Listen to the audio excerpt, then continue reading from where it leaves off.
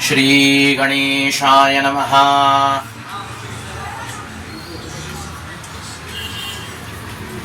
नमस्कार। आज मी आपल्याला असे एक प्रभावकारी व्रत सांगणार आहे। हे व्रत केल्याने गरीब माणूस देखील श्रीमंत होऊ शकतो। हे व्रत श्रीकृष्णाने सुदाम्याला सांगितले होते। सुदामा हा गरीब होता, तो दारिद्र्याने फार त्रासला होता। त्यामुळे दारिद्र्यातून मुक्तता व्हावी याकरता सुदाम्याने बालमित्र आणि गुरुबंधू श्रीकृष्णाचा धावा केला। श्रीकृष्णाने सुदाम्याला सांगितले की जो जगाचा पालन करता आहे, ब्रह्मा विष्णू महेश हे ज्याची सेवा करतात तो साक्षात विनायक, त्या विनायकाचे व्रत तू कर, म्हणजेच सत्यविनायकाचे व्रत तू कर। हे व्रत केल्याने तू दारिद्र्यातून मुक्त होशील। त्याप्रमाणे सुदाम्याने हे व्रत केले आणि तो दारिद्र्यातून मुक्त झाला। त्यामुळे आपणही हे व्रत करून दारिद्र्यातून मुक्त होता।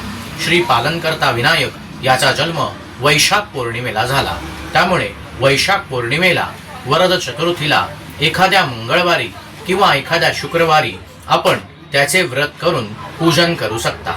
हे व्रत कसे करावे याचे मार्गदर्शन व्हिडिओच्या माध्यमातून देणे हे फार अवघड आहे।